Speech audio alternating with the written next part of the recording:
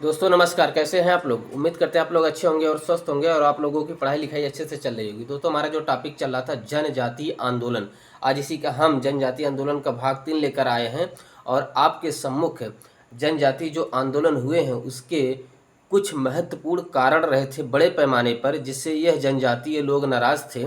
हम उन्हें समझने का प्रयास करते हैं। तो सबसे पहले हम यह जानने का प्रयास करते हैं, एक इतिहासकार हैं या कहें एक ऐसे व्यक्ति हैं जिन्होंने जनजातीय आंदोलन या कहें जनजातियों के संघर्षों पर या उनके इतिहास को लिखने में बहुत ही रुचि दिखाई है। वह व्यक्ति हैं कुंवर सुरेश सिंह।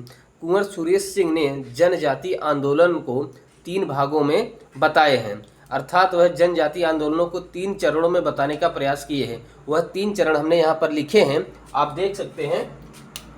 कुंवर सुरेश सिंह ने जनजातीय आंदोलनों को 3 चरणों में बताए हैं। प्रथम चरण में वह 1795 से 1860 तक बताए हैं, यहाँ पर हमने लिखा भी है। प्रथम चरण में 1795 से 1860, द्वितीय चरण बताए हैं 1860 से 1920 और तीसरा चरण बताए हैं 1920 के बाद। आप याद रखिएगा, यानी प्रथम चरण 1795 से 1860, द्वितीय चरण 1860 से 1920 और तृतीय चरण 1920 के बाद के जनजातीय संघर्ष बताए हैं कि 3 चरणों में हुआ था।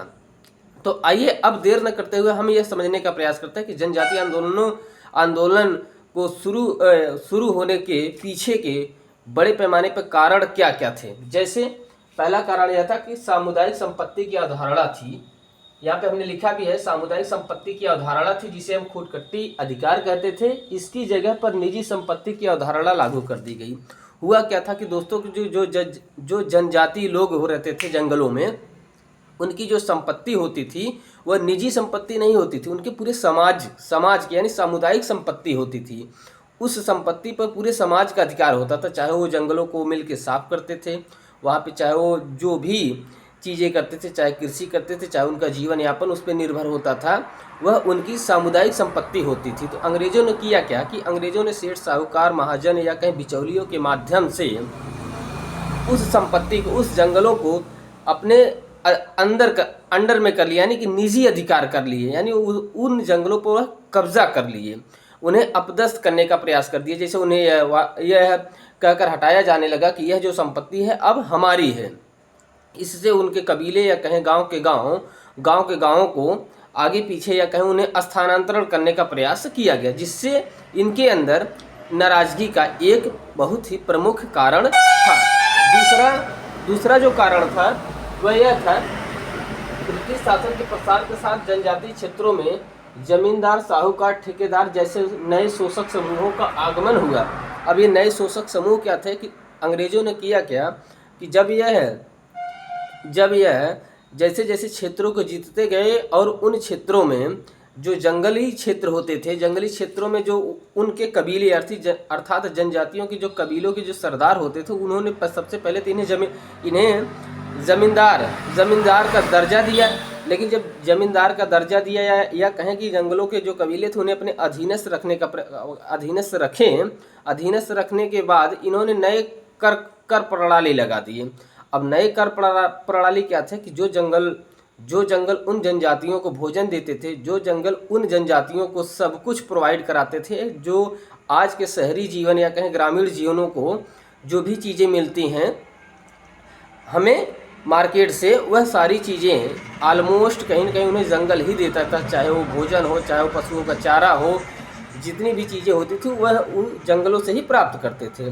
तो इन जमींदार, साहूकार, ठेकेदार जैसे शोषक समूहों का जब इंटरफेयर हुआ उन जंगलों में, तो इन्होंने नई कर प्रणाली अर्थात ब्रिटिश राज की जो भी कर प्रणाली थी उसे वहाँ पर लागू किए।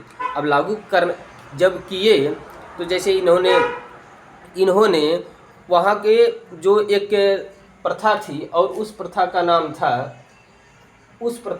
था झूमिंग कृषि। उस प्रथा का नाम था झूमिंग कृषि। झूमिंग कृषि क्या होती थी कि जैसे कुछ कबीलाई लोग थोड़ी दूर जंगलों को साफ कर लेते थे, वहाँ पर कृषि करते थे। झूमिंग कृषि या कहें पड़ू कृषि भी कहा जाता था। तो जंगलों को साफ कर लेते थे, वहाँ पर कृषि करते थे। जैसे ही मिट्टी की उर्वरता या कहें उपजाऊपन समाप्त हो जाता था तो वो उस जगह को छोड़ करके दूसरे जगह पर जाते थे, फिर जंगलों को साफ करते थे, वहाँ पर कृषि के कार्य करते थे। इस प्रथा पर इन्होंने रोक लगा दिया। इस प्रथा पर जब रोक लगा दिए तो इससे भी जनजातीय लोग नाराज थे, यानी झूमिंग कृषि पर प्रतिबंध लगाने से भी जनजातीय लोग नाराज थे। और जनजातीय आंदोलन को यह कहें शुरू करने के एक प्रमुख कारण झूमिंग कृषि भी था। और अनुबंध द्वारा हमने यहाँ पर लिखा है सरकार द्वारा झूमिंग कृषि पर प्रतिबंध लगाना, और दूसरा है, और एक कारण यह है कि अनुबंध द्वारा चाय बागानों एवं सैनिक शिविरों में कार्य हेतु ले जाना। जो जनजातीय लोग होते थे इन्हें एक अनुबंध के माध्यम से ये लोग अंग्रेज जो है इनको चाय बागानों में और सैनिक शिविरों में गंदगी की सफाई करने के लिए इन्हें लेके जाते थे, बहुत ही कम वेतन पर, या कहें न के बराबर इन्हें वेतन देते थे। केवल भोजन के माध्यम से इन्हें रखने का प्रयास करते थे, यानी एक प्रकार से कहें कि बेगारी कराने का प्रयास ये लोग करते थे, यानी बहुत ही कम वेतन पर। तो अनुबंध द्वारा चाय बागानों एवं सैनिक शिविरों में कार्य हेतु इन जनजातियों को ले जाया जाता था बहुत ही कम वेतन पर। इसके यह भी एक कारण था जनजातीय आंदोलन को शुरू करने का। एक क्षेत्र और था कि जनजातीय क्षेत्रों में आबकारी नीति लागू करना है। 1827 के बाद अफीम की खेती पर प्रतिबंध लगा दिया गया और 1830 के बाद प्रति घर 4 आना आबकारी कर लगाया गया। ये थोड़ा सा जटिल है लेकिन हम आपको समझाने का प्रयास करते हैं कि जनजाति आबकारी नीति लागू करना, यानी जो नशीले पदार्थों का खेती या कहें जो भी नशीले पदार्थ, चाहे वो शराब, जो भी जनजाति लोग अपने यहाँ बनाते थे, तो 1827 में अंग्रेज़ों ने क्या किया कि पास्तो या कहें अफीम की खेती पर अंग्रेज़ों ने प्रतिबंध लगा दिया।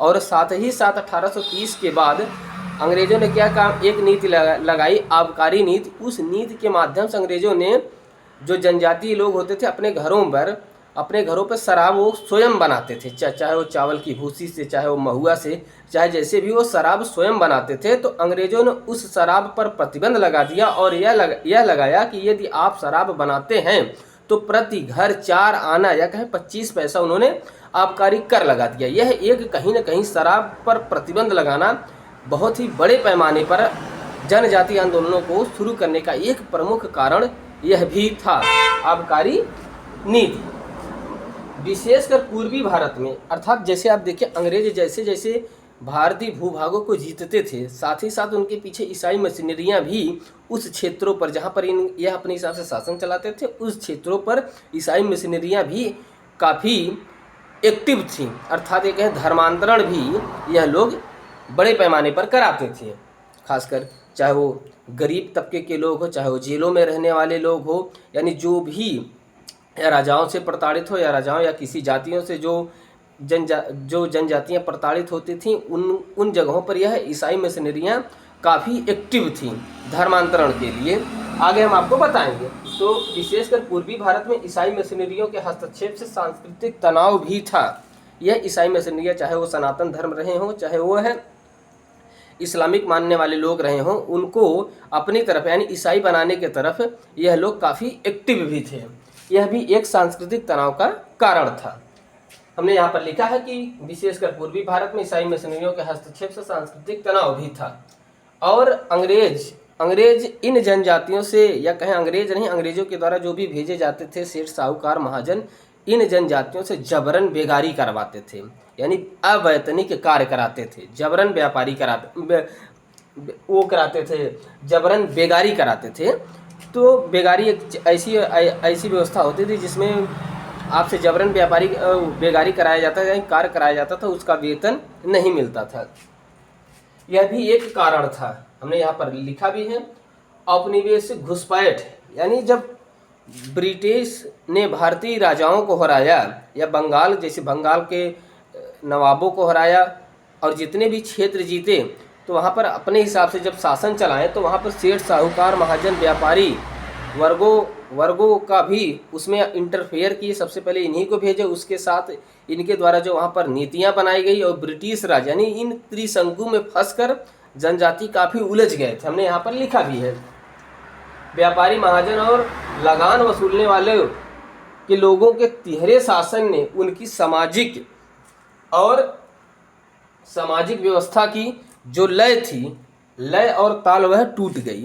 यानी अंग्रेजों के द्वारा जो भी व्यापारी, साहूकार, महाजन उस जंगलों में इंटरफेयर करने गए और उनके द्वारा जो कर प्रणाली लगाई गई और उनके ऊपर जो अंग्रेज थे, यानी इन तीनों के माध्यम से उनकी जो लाइट चली गई है, उनका जो सामाजिक लय था और ताल था वह टूट गया।